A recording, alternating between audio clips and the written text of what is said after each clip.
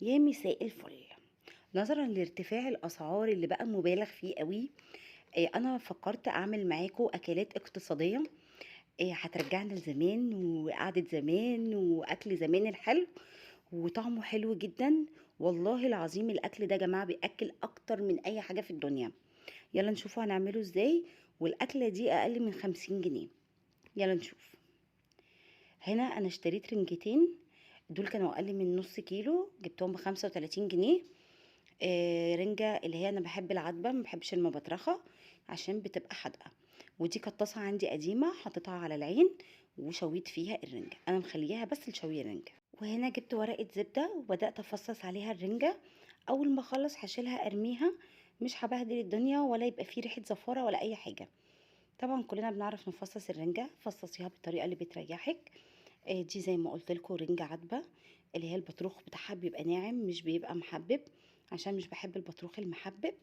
وهفصص الرنجة بتاعتي وهعمل لها سلطة تجنن. هو ده البطروخ اللي انا بقول لكم عليه. وهنا بفصص كل كمية الرنجة. الرنجتين دول هيعملوا لي كمية حلوة جدا وطبق حلو قوي. هيكفي 5 افراد او 6 افراد. بصوا اهو شلت الورقه رميتها في الزباله والدنيا نظيفه، مفيش اي حاجه.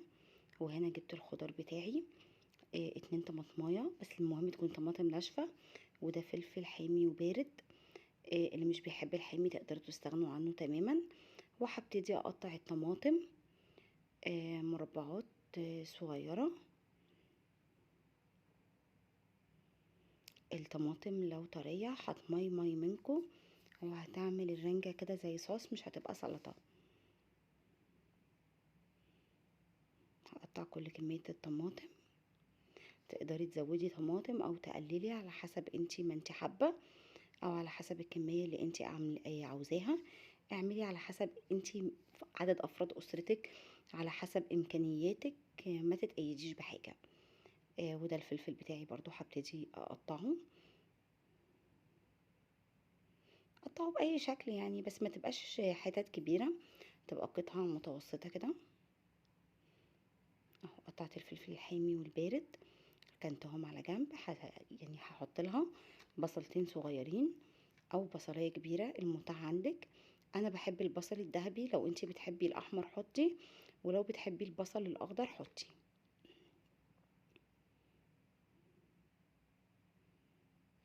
البصل الذهبي احلى حاجه فيه ان هو بيبقى مسكر. وركنت الخضار بتاعي على جنب، وهنا جبت بوله نزلت فيها بالرنجه بتاعتي وهبتدي اعملها كده بالشوكه عشان تبقى ناعمه ما تبقاش حتت كبيره. نزلت عليها بمعلقتين كبار من الزيت و3 ليمونات، الليمون الكتير بيخليها حلوه قوي.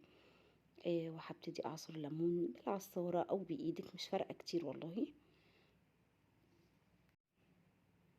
المهم ان الليمون يتعصر. انا بحب الليمون في الاسماك، بيخلي طعمها حلو. اهوت بعد ما عصرت كل كميه الليمون هبتدي اقلب بيها الرنجه بيهم.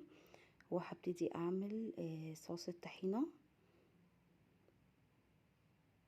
دول معلقتين كبار من الطحينه، نزلت عليهم بمعلقتين ميه دافيه بس انا للاسف ما صورتهمش.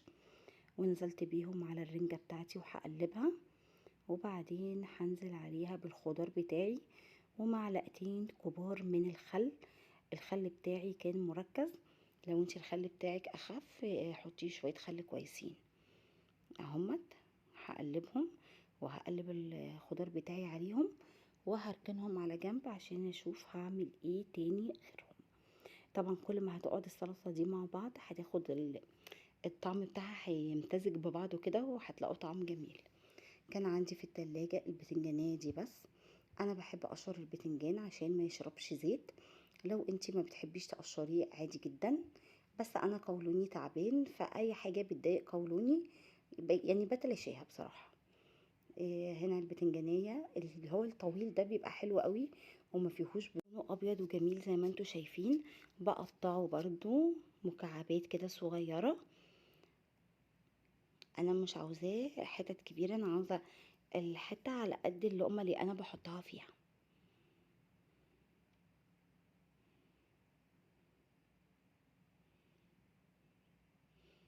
بعد ما قطعته كله هجيب بولة فيها شوية مية من الحنفية عادي خالص، وهحط لهم معلقة من الملح، وهنزل فيهم البتنجان. ده ليه فايدتين: اولا بتنزل لو في مرارة في البتنجان، ثانيا المية بملح مش بتخليه يشرب زيت كتير. ودول كانوا عندي برضو 3 بطاطس، هبتدي اقشرها زي ما انتوا شايفين كده. طبعا انتي تعرفي تعملي الكمية اللي انتي عايزاها، بس اعملي من البطاطس دي كمية لان فعلا طعمها حلو قوي. وهبتدي برضو اقطعها اهيت مربعات، وتكون برضو المربع حجمه مش كبير، اللي هو ايه تاخد على قد لقمة العيش اللي انتي هتاكليها او الولاد هياكلوها، عشان محدش يقطم من الحاجة ويرجعها لك الطبق. هبتدي اقطع كل كمية البطاطس بتاعتي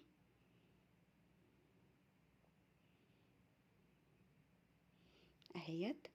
هغسلها وهروح اقليها في شوية زيت على النار، في زيت سخن قوي هنزل بالبطاطس بتاعتي، وزيت مش كتير يعني، وهسيبها تتحمر لما تاخد اللون الذهبي. ويلا بينا نحضر بقى الخلطة اللي احنا هنحطها على البطاطس، اللي هتديها الطعم الخطير اللي بصوا لا يقاوم.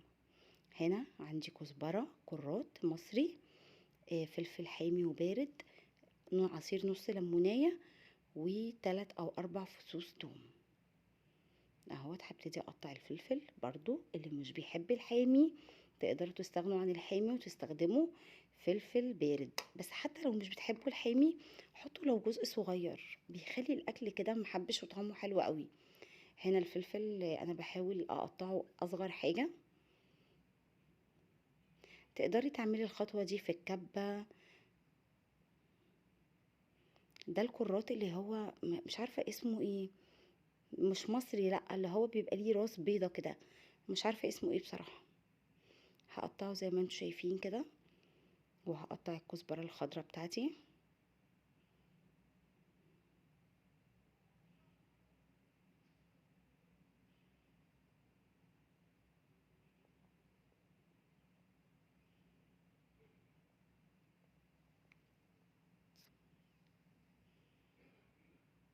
وهبتدي اقطع التوم بتاعي.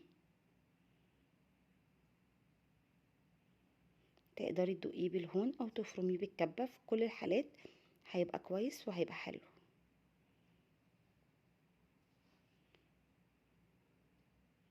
بخبطه الخبطة دي عشان ما يتحركش معايا على البورد، يتفرم بسهولة. لكن زي ما قلت لك تقدري تعمليها في الهون هتبقى حلوة برضو، مش هيقول لا ابدا. وده الخضار بتاعي اللي هحطه على البطاطس.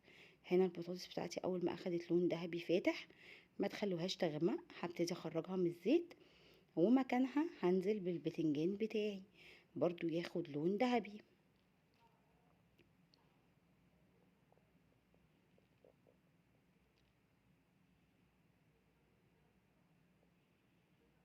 المية بملح اللي انا حطيت فيها البتنجان مش هتخليه يشرب زيت كتير ولا هيبقى تقيل على المعدة.